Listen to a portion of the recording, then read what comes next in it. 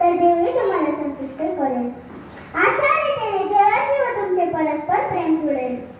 मन म्हणजे काय तर अंतःकरणाचा चौथा भाग आहे. अंतःकरण संतुष्टही म्हणतात. मन हे इंद्रियाच्या पलीकडे असते. मनापलीकडे बुद्धी व बुद्धी पलीकडे तो परमात्मा असतो असे गीता म्हणते. मन हे वायू तत्वापासून बनलेले असते. बुद्धी तेज तत्व आणि अहंकार पाणी माती यापासून बनलेले असते. मन हे काय पण त्यात बायका दोन आहे. पहिली प्रवृत्ती व दुसरी निवृत्ती. बायका मात्र दोन पण मात्र मुले भरपूर आहेत. संकल्प विकल्प प्रकल्प वगैरे ही मनाची मुलं आहे. मनाचा एवढा विचार करण्याचे कारण एकच, मन ताब्यात पाहिजे.